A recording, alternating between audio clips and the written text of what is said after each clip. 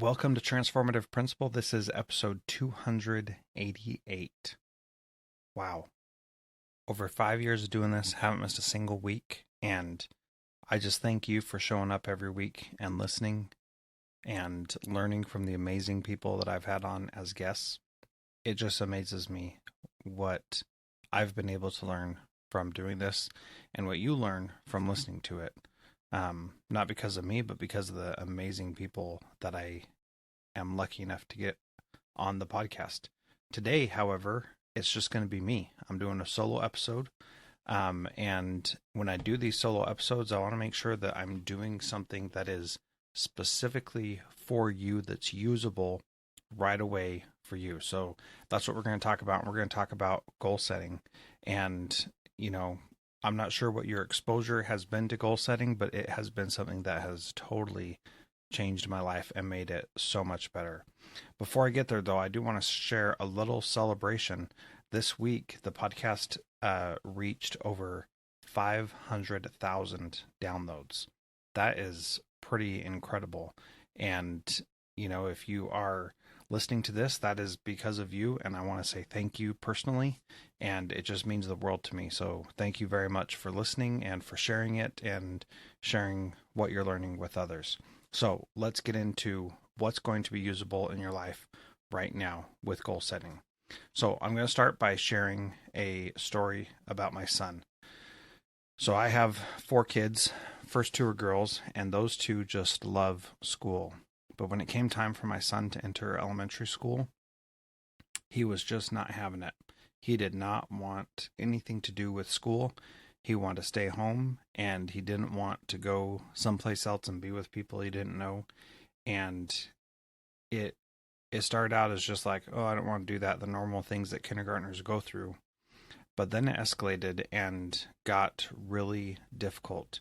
It got so bad to the point where we couldn't let my wife drop him off at school anymore because it was just too hard. And here I am, a school principal, creating safe schools for our kids to be at where every kid is welcome. And my son felt like he couldn't go to school and didn't like it and was miserable with it the whole time. That was really difficult. We did all kinds of incentive programs to try to help him overcome it and figure it out, and none of those things ever worked. And it was really, really challenging. And it meant that we were fighting like every single day. And, it wasn't that he thought school was horrible or awful. I think if we had gotten to the point where we took him to a professional, then they would have diagnosed him with like social anxiety or something like that. And, we did try things also. We tried having him talk to the social worker at his school to get some help, and did a few sessions with her. And that was helpful in that he could start articulating what he was feeling, but it still didn't help him want to go to school anymore. And it was just so challenging. And, don't we all feel like there's something in our life that we wish we could just get rid of and move beyond? Can't we all relate to that feeling of having this big challenge in your life and wanting to overcome it? I know that's happened multiple times in my life where I've seen weaknesses that I've had or something that isn't going right, and I just wish I could, wish it away, as it were.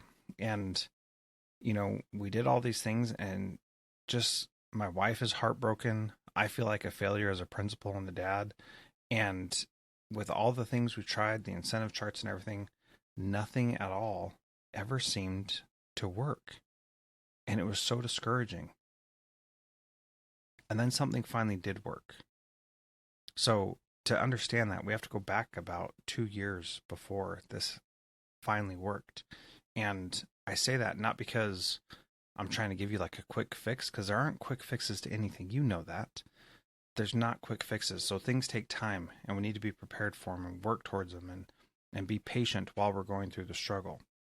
So about 2 years before he overcame this challenge, and thank goodness there's a happy ending.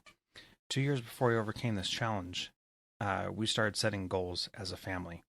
And we would have a family council, and we would set goals every single week. And after a while, we started setting yearly goals. and then monthly goals, and, building into this bigger idea of the things we want to accomplish in our family, individually, and then as a family as a whole. So, when we started out, the goals were things like, I'm going to play Minecraft 5 days this week, or I'm going to, ride my bike outside, or something. The goals were not these big, meaningful, amazing things. They were mundane kid things that kids think about. And so, after a while, after, a couple of years of this fighting with our son, he finally decided to set a goal that totally shocked my wife and I. And we were trying to play it all cool when he was talking about it and telling what his goal would be. And, we wanted to be supportive like we always were, because we don't ever get into the weeds with them. We don't try to micromanage them or tell them what they should be setting as a goal. We let them live their lives and choose the goals that they think are important to them. Sometimes we do something that we say something about a goal that may not be that great, but what we really try to do is to let them make goals that are meaningful to them. And so one day, our son did that. He said, I'm going to go to school without complaining this week. Now, the problem was not him complaining about going to school, but in his mind, that's exactly what the problem was. And so what was so amazing was that he was able to articulate, this is what my own problem is, and this is my goal to stop doing that thing that I don't think is right. So what do we learn from this?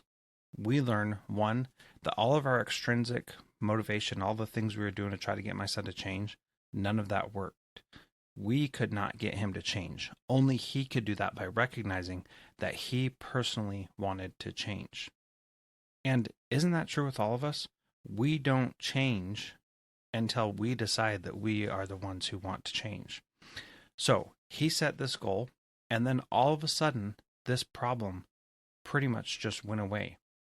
And once he accomplished that goal, he didn't need to set it again, because he didn't need to complain about going to school anymore. And he stopped. Now, we had been talking about it, praying about it, asking for advice, trying to help him for 2 years at this point. And what changed? Him deciding to set a goal about it.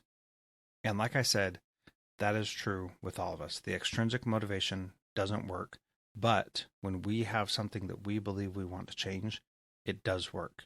Now, let me share a couple of different things about other goals that we set. For me, when I was in college at about 21 years old, I set some goals that I wanted to accomplish before I turned 30. I wanted to be a school administrator. I wanted to own a house. I wanted to make a certain amount of money. $75,000 per year was what it was, which was coincidentally the starting salary that I got as a first year administrator. The year that I was turning 30. So that was just barely in time.